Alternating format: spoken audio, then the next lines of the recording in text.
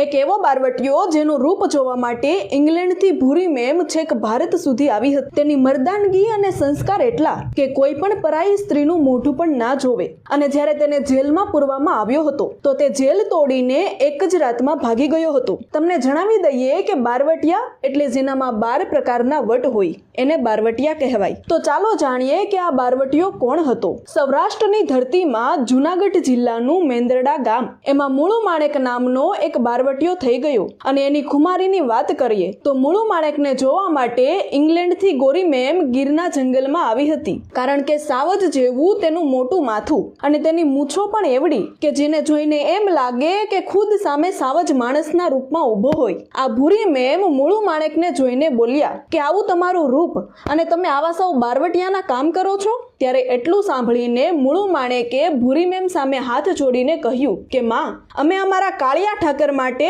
બહારવટા કરીએ છીએ અને તેના માટે અમે મરવા પણ તૈયાર છીએ. એટલે ગમે તે વ્યક્તિ અમારા રૂપને મોહીને અમને સમજવા આવે તો અમને કોઈ ફરક ના પડે. સાહેબ, આવી તેની ખુમારી હતી હો.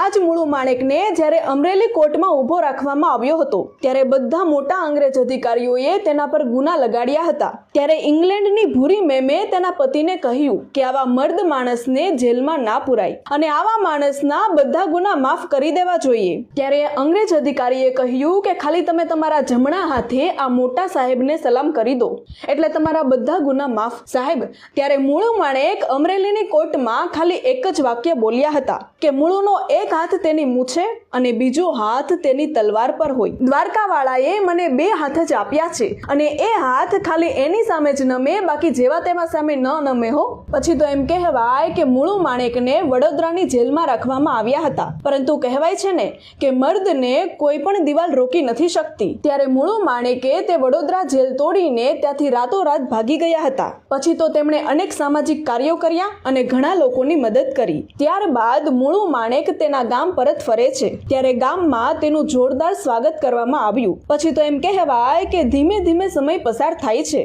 અને મુળુ માણેકનો અંતિમ દિવસ આવે છે. જ્યારે તેમનું મૃત્યુ થયું ત્યારે આખું ગામ શોકમાં ડૂબી જાય છે. સાહેબ, આજે પણ મુળુ માણેકની મર્દાનગીની વાતો સમસ્ત ભારતમાં કરવામાં આવે છે. આવી ખાનદાની અને ખુમારી વાળા હતા આપણા સૌરાષ્ટ્રના બહારવટિયા. આપણી સંસ્કૃતિની કેટલી તાકાત છે કે બહારવટિયામાં પણ આવી ખાનદાની હતી. વિડીયો વિશે તમારો અભિપ્રાય કોમેન્ટમાં